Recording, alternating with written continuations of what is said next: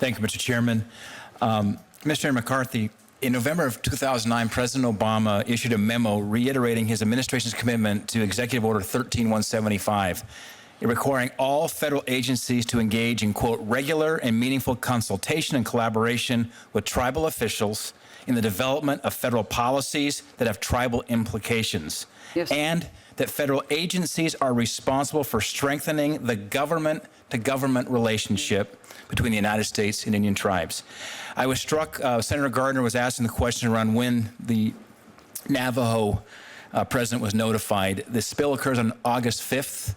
I understand you did not engage him until 6 days later on August 11th.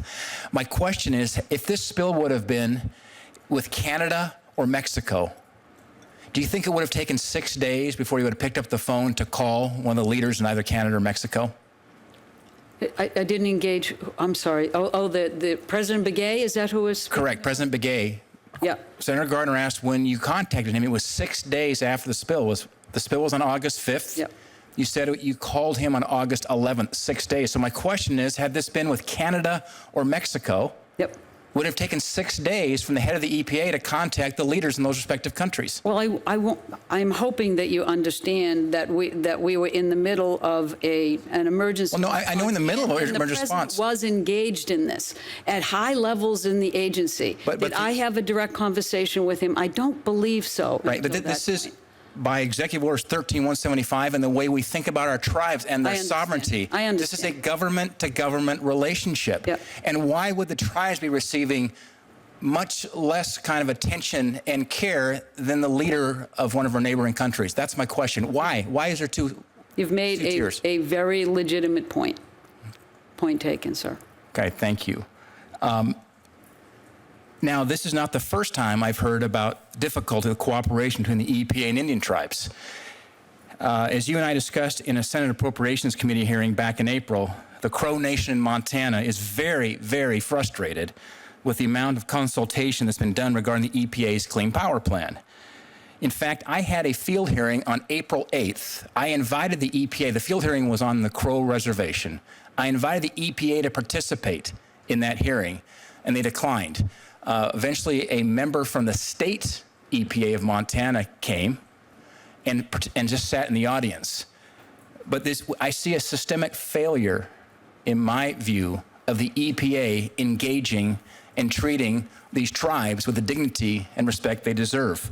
In fact, at the Appropriations Committee hearing in April, you mentioned interest in resolving the Crow tribe's concerns with the Clean Power Plan. Yes. And to my knowledge, and given the Crow sends the majority of their coal to Midwest utilities, the EPA has completely failed at meaningful consultation with the Crow tribes.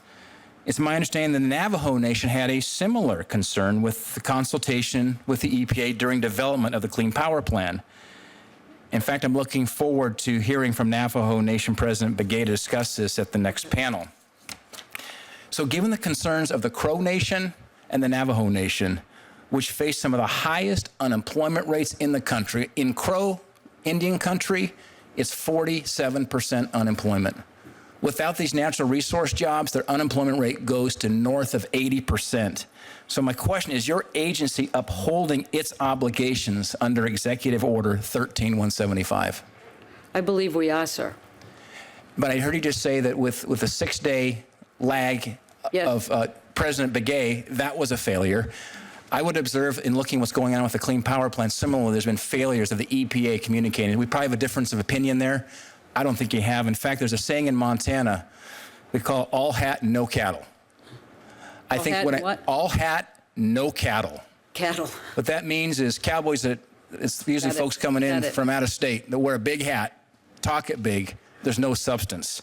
Full of big talk, but lacking action is what that means. This is my concern right now with the EPA, is I hear about these things, we're sitting in these hearings, but looking what's going on in the lives of real people with real challenges, I'm seeing a big disconnect.